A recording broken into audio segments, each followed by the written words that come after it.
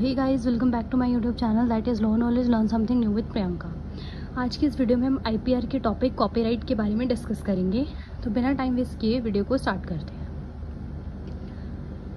Copyright जो है वो हमारा सेक्शन 14 ऑफ कॉपीराइट एक्ट के अंदर आता है। कॉपीराइट का सिंपल सा मीनिंग होता है राइट टू कॉपी, ठीक है। It is an exclusive right to reproduce और authorise other to reproduce any artistic, dramatic और लिटरेरी वर्क। ये एक बेसिकली इसका मतलब ये है कि एक एक्सक्लूसिव राइट है जो कि दूसरों को राइट देता है रिप्रोड्यूस करने का कोई भी लिटरेरी, आर्टिस्टिक और ड्रामेटिक वर्क को।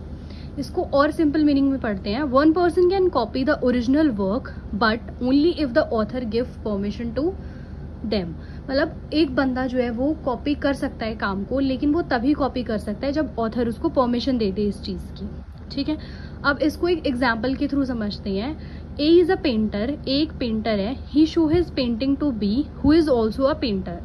B copy his idea and made the same painting and earn revenue from it. A can file a case against B. तो इस एग्जाम्पल में क्या है कि ए जो है वो एक पेंटर है, उसने एक पेंटिंग बनाई और उसने बी को दिखाई। बी भी एक पेंटर था, उसने क्या काम किया कि उसने उसकी पेंटिंग को कॉपी कर लिया और सेम पेंटिंग बना ली और फिर उस पेंटिंग से उसने पैसे कमाना शुरू कर दिया। तो इस केस में जो ए है वो बी पे कॉपीराइट इन्फ्रिंजमेंट का केस डाल सकता है, ठीक है, और ए को जो है वो क्लेम मिल जाएगा। According to section 14 of Copyright Act, copyright is an exclusive right to reproduce or authorize other to do certain acts like literary work, artistic work, dramatic work, sound recording, cinematographic films। तो copyright जो है वो इन सारे works के ऊपर काम करता है। तो अब है मेन ऑब्जेक्टिव्स ऑफ कॉपीराइट, मतलब कि कॉपीराइट का ऑब्जेक्टिव क्या है, कॉपीराइट क्यों बना था। पहला, to promote science and arts.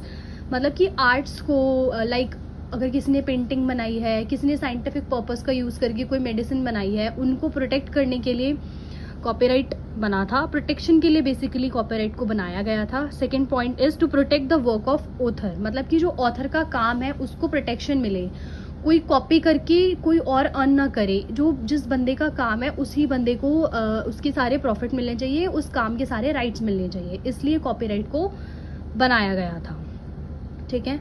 अब आगे देखते हैं। आगे हम बात करते हैं नेचर ऑफ कॉपीराइट की।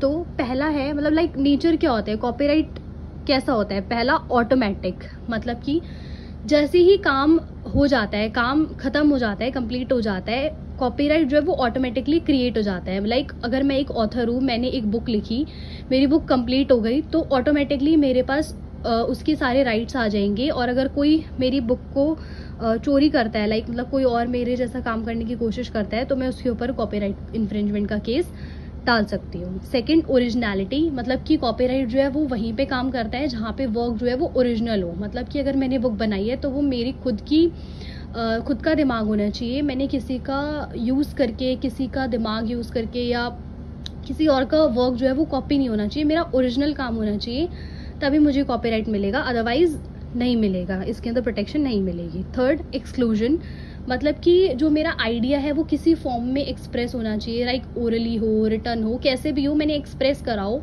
देन वो किसी ने कॉपी कर लिया हो, तो भी आपको कॉपीराइट जो है वो इन्फ्रिंजमेंट में जो है प्रोटेक्शन मिल जाती है। देन आता है केस लॉ। एक बहुत फेमस केस लॉ है द मंकी सेल्फी केस। इस केस में क्या हुआ था, इन जुलाई 2011 a famous photographer visit wildlife sanctuary and he clicked a lots of photographs there. He forgot his camera in the sanctuary. Then a monkey came and he clicked his selfie with the camera. The photo was really good. Later the cameraman saw that photo and he viral that photo. The wildlife sanctuary objected that the monkey is the copyright holder of that selfie. The court said that monkey is not a human, so he doesn't have the copyright. So David has all the rights, and the settlement was done out of the court. David got 47% of royalty rights and 25% rights goes to wildlife sanctuary. तो इस case में क्या हुआ था, जुलाई 2011 में एक famous British photograph जिसका नाम डेविड था, वो वाइल्ड लाइफ सेंचुरी में विजिट करने गया।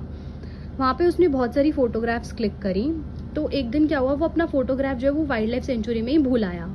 तो वहाँ एक मंकी आया और उसने ना अपनी सेल्फी क्लिक करी और वो सेल्फी बहुत ही अच्छी आई थी। तो बाद में कैमरामैन ने उस सेल्फी को देखा और उसने उस फोटो को वायरल कर दिया। सो सारे न्यूज़पेपर्स, मैगजीन्स में उस मंकी की वो फ़ोटो लगी हुई थी। तो वाइल्ड लाइफ सेंचुरी ने क्या बोला कि इस सेल्फी का जो कॉपीराइट है वो मंकी का है, ना कि डेविड का। तो डेविड जो है वो इससे पैसे अर्न नहीं कर सकता। लेकिन कोर्ट ने क्या बोला कि मंकी जो है वो ह्यूमन नहीं है, वो एक एनिमल है और एज एन एनिमल उसके पास कोई राइट नहीं है। सारे राइट जो हैं वो डेविड के होंगे। So out of the court settlement हुआ जिसके अंदर ये बताया गया कि जो 75% रॉयल्टी राइट है वो डेविड के फेवर में आया और 25 royalty right wild life sanctuary के फेवर में आया। थैंक्स फॉर वॉचिंग एंड अगर कोई भी डाउट है तो let me know in the comment section.